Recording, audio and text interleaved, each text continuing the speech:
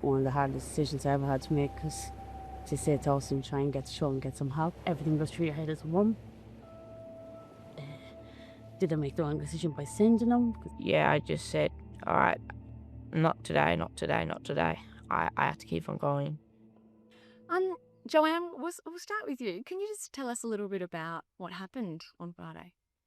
Um, on Friday we were actually packing up to come home, and we were going to have one little paddle along the bay and maybe spot fishing. And we got out there, and it seemed nice and calm to begin with. And then Austin rode out a little bit and followed him to go. We'll come back in. The board flipped and we lost an oar. And so I went out to get him, grab him, take him back in. And in the midst of all that, the waves got a little bit higher. We were still very close to shore, so we were pretty good. And then we flipped again. We lost the second oar. I flipped again, and then I lost the second oar. So the second oar went, and then we had Bo here who came out in his little kayak to pull us back in, but the kayak started to fill with water, and we jumped out and emptied it. So it was in the ground part of it, and got back in, and I tried to row it in, but it kept filling up with water, so I couldn't pull the paddle boards back. I could see the danger in it. We're getting dragged out a bit too far. And the waves kept coming and getting stronger. So Austin hopped in the kayak and he tried to pull us back, and it started to sink a little bit as well. One of the hardest decisions I ever had to make, because to say to Austin, try and get to shore and get some help, this could get really serious really quickly. Look, in the beginning, it was, we're going to be fine. Austin's going to make it back. And as we could see him in the distance, as he was getting into the bluer water and the lighter water, I was like, oh, he's got this. That's fine. As time went on, I was like, why? I haven't seen anyone come. And then I thought, well, the hotel will raise the alarm, because obviously we haven't signed these back in. So, even if we overextended our time, after 3-4 hours, well, they would come looking for us. So we're all good, and we kept positive, and we were singing and we were joking, and we were falling in a lot. The waves got bigger. As the sun went down, I thought something's gone terribly wrong here. And my fear was that Austin didn't make it. And it's everything goes through your head as one. Did I make the wrong decision by sending him? Because I knew he was the strongest and he could do it. I would have never went, because I wouldn't have left the kids at sea, so I had to send somebody.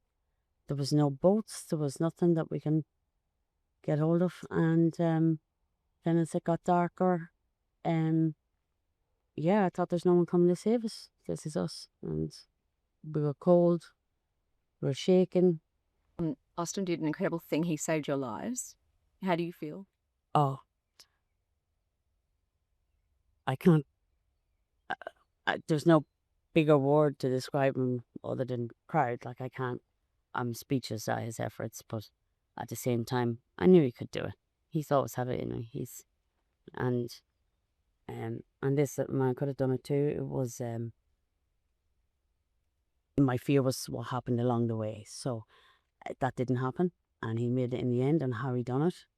And when he told me the story of how that all occurred and how he got swept back out a bit himself, but out of our vision, and he couldn't see us and we can see him, and to keep going for so long, he's absolutely amazing. Yeah, and his dad are super proud. So yeah, it's amazing. Austin, I'll have a chat to you now. Can you tell us a little bit about your experience that day? I don't know. I woke up and there was something off about the day. So I actually felt something was going to happen. And when I was walking, like when we got like our stuff and everything, I was walking down to the beach and I don't know, I was thinking, I can't remember what I was thinking, but I felt something was going to happen, but I didn't know what. And then I, I got sunscreen on, we hopped out, and the shore was far away, but the buildings were still so big, so I knew I was safe. But then I saw something in the water, so I was trying to get back, and then Mum came around, And so when I was trying to get back, it was just pushing us out further and further. And I called Bo to go help us out because we were um drifting further and further. And when Bo came along, he started towing Mum Grace, but it was too heavy for Bo. Mum said just let go, and I took both things off, started paddling, and my boat kept on flipping, and then I lost oar, and then I started paddling in the kayak like this, and I look back at Mum, and I just wait there for Mum, and then Mum says, "Bo, give Austin your oar. Austin, go get help."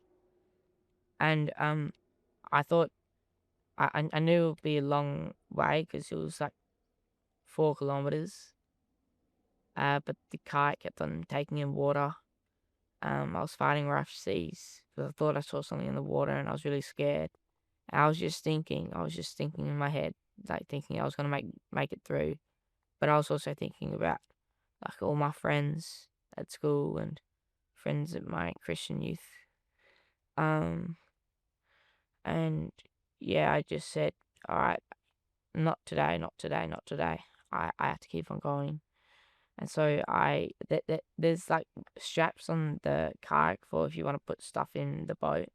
I tied that to my life jacket so I could keep on putting the kayak, but that didn't help. Just bringing me out further. And so I untied the actual strap from the boat. I started swimming with just my life jacket. Then after a while, I found out that didn't work. So took off my life jacket, tied the rope to my foot, and still that didn't work. So I had to untie the life jacket and I had to just swim to shore.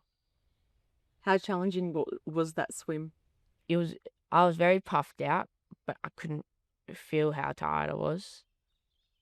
I don't know. I was more thinking of a lot of things that was happening in my life. I think at one point I was thinking of Thomas the Tank Engine.